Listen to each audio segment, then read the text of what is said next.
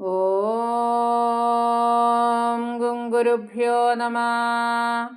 ഓം ഗണപതയേ നമഃ. ഓം സരസ്വത്യൈ നമഃ. പീതാംബരംകരവിരാജിതശംഖചക്ര കൗമോദഗീ സരസിജം കരുണാസമുദ്രം രാധാസഹായമതിസുന്ദരമന്ദഹാസം വാതാലയേശമനിശം ഹൃദി ഭാവയാമി. ഓം നമോ ഭഗവതേ വാസുദേവായ. നാരായണീയം ദശകം 48. നളകൂപരമണിഗ്രീവന്മാരുടെ ശാപമോക്ഷം. മുദാസുരൗഘൈസ്ത്വമുദാരസമ്മതൈരുദീര്യദാമോദര ഇത്യഭിഷ്ടുത മൃദുധരസ്വൈരമുലൂഖലേലഗന്നദൂരദോഗൗഖഗുബാവുദൈക്ഷതാ. സന്തോഷപരവശരായ ദേവഗണങ്ങൾ അങ്ങയെ ദാമോദരൻ എന്ന പേരിൽ സ്തുതിച്ചു. ബന്ധനം മൂലമുണ്ടായ വേദന സഹിക്കാൻ കഴിവില്ലാത്തത്രയും മൃദുവായ ഉദരത്തോടുകൂടിയ അങ്ങ് ഉരുളിനോട് ചേർന്ന് നിൽക്കവേ അടുത്തു തന്നെ സ്ഥിതി ചെയ്തിരുന്ന 2 മരുത്തു വൃക്ഷങ്ങളെ കണ്ടു.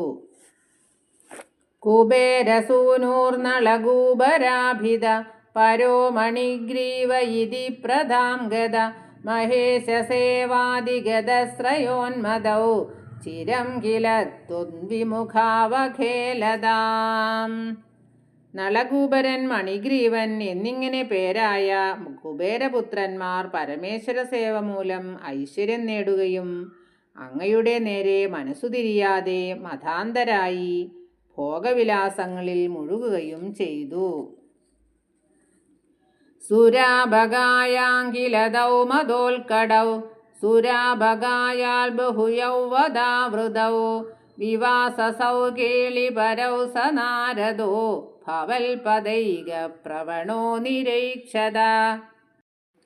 മദ്യപാനം ചെയ്തു മതാന്തരായും ഗാനാലാപം ചെയ്യുന്ന തരുണിമാരുടെ നടുവിൽ നഗ്നരായി നിന്നുകൊണ്ട് അവർ ഗംഗാനദിയിൽ കേളിവിലാസങ്ങൾ ആടുന്നത് അങ്ങയുടെ പാതാരവിന്ദങ്ങളിൽ തന്നെ മനസ്സർപ്പിച്ചിട്ടുള്ള ജഗൽപൂജനായ നാരദ മഹർഷി കാണുകയുണ്ടായി. ഭിയാ പ്രിയാലോകമുപാത്തവാസസം പുരോ നിരീക്ഷ്യാഭിമതാന്തചേതസൗ ഇമൗ ഭവൽ ഭക്ത്യുപശാന്തി സിദ്ധയേ മുനിർജഗൗ ശാന്തിമൃതേ കുതസുഖം. ഭീതി മൂലം വസ്ത്രങ്ങൾ ധരിച്ച പ്രിയമാരെ തങ്ങളുടെ മുൻപിൽ കണ്ടിട്ടും മതം മൂലം സ്ഥിരബുദ്ധി നശിച്ചിരുന്ന അവർ തങ്ങളുടെ കേളികൾ തുടരുന്നത് കാണുകയാൽ അങ്ങയുടെ നേരെ ഭക്തിയും തദ്വാര ശാന്തിയും സിദ്ധമാകുന്നതിനും വേണ്ടി മഹർഷി അവരെ ശപിച്ചു. ശാന്തിയില്ലാതെ സുഖം സംജാതമാകുകയില്ലല്ലോ. യുവാമവാപ്തൗകഗുപാത്മദാം ചിരം ഹരിനിരീക്ഷ്യാദപദം സ്വമാപ്നുതം ഇതീര്യതൗ തൗ ഭവദീക്ഷണസ്പൃഹാം ഗതൗ വ്രജാന്തേ കഗുബൗ ബഭൂവതു. നിങ്ങളിരുവരും ചിരകാലം മരുദ്വൃക്ഷങ്ങളായി നിൽക്കുകയും അനന്തരം വിഷ്ണു ദർശനത്തിന് ശേഷം സ്വസ്ഥാനത്തേക്ക് മടങ്ങിപ്പോകുകയും ചെയ്യണമെന്നാണ് മുനി പറഞ്ഞത്. അവർ അങ്ങയുടെ ദർശനത്തിന് വ്യഗ്രത പൂണ്ടവരായി അമ്പാടിക്ക് സമീപം മരുദ്വൃക്ഷങ്ങളായി തീർന്നു. അതന്ത്രമിന്ദ്രദ്രുയുഗം തദാവിധം സമേയുഷാമദ്ധരഗാമിനം ത്വയാ തിരായിതോലൂഖലരോധനിർധുതൗ ചിരായ ജീർണൗ പരിപാതിതൗ തരൂ. മെല്ലെ ചെന്ന് 2 മരുദ്വൃക്ഷങ്ങളെയും കൂസൽ കൂടാതെ അങ്ങ് സ്പർശിച്ചു. അങ്ങയാൽ ചലിപ്പിക്കപ്പെട്ടിരുന്ന ഉരൽ വിലങ്ങനെ തടഞ്ഞു നിൽക്കുക മൂലം ജീർണിച്ചു നിന്നിരുന്ന ആ വൃക്ഷങ്ങൾ താഴെ വീണു. ആഭാജിശാഗീതിദയം യദാ ത്വയാ തദൈവ തദ്ഗർഭതലാന്നിരേയുഷാ മഹാദിശായക്ഷയുഗേന തൽക്ഷണാൽ ആഭാജി ഗോവിന്ദ ഭവാനഭിസ്തവൈ. അല്ലയോ ഗോവിന്ദ, അങ്ങ് ആ വൃക്ഷങ്ങളെ നിലംപതിപ്പിച്ചപ്പോൾ അവയ്ക്കുള്ളിൽ നിന്ന് 2 തേജസ്വികളായ യക്ഷന്മാർ പുറത്തു വരികയും അങ്ങയെ സ്തുതിച്ചു നിലകൊള്ളുകയും ചെയ്തു. ഇഹാന്യഭക്തോപി സമേഷ്യതി ക്രമാൽ ഭവന്തമേതൗ ഖലു രുദ്രസേവകൗ മുനിപ്രസാദാൽ ഭവദംഘ്രിമാഗതൗ ഗതൗ വൃണാനൗ ഖലു ഭക്തിമുത്തമാം. ഇഹത്തിൽ മറ്റു ഈശ്വരന്മാരെ സേവിക്കുന്നവർ പോലും ക്രമേണ അങ്ങയെ തന്നെ ആശ്രയിക്കും. പരമേശ്വര സേവകരായ ഇവർ മഹർഷിയുടെ അനുഗ്രഹം മൂലം അങ്ങയെ തന്നെ ആശ്രയിക്കുകയും ഉത്തമമായ ഭക്തിയെ വരമായി യാചിച്ച് പഴയ സങ്കേതത്തിലേക്ക് മടങ്ങുകയും ചെയ്തു. തതസ്തരുദ്ധാരണദാരുണാരവ പ്രകമ്പി സമ്പാദിനി ഗോപമണ്ഡലേ വിലജ്ജിതത്വജ്ജനനീ മുഖേക്ഷിണ വിമോക്ഷി നന്ദേന ഭവാൻ വിമോക്ഷത.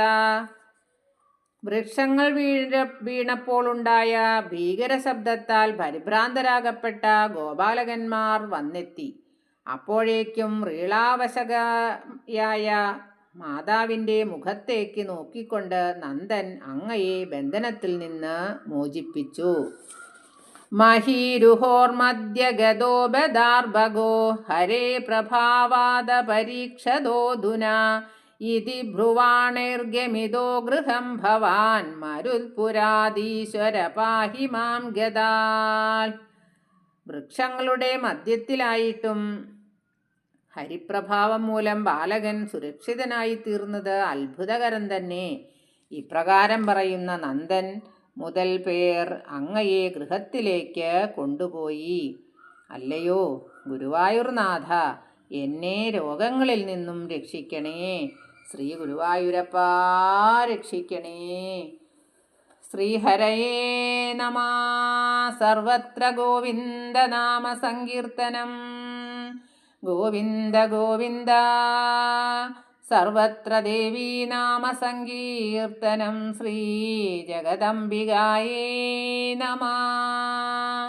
സർവം ശ്രീകൃഷ്ണാർപ്പണമസ്തു.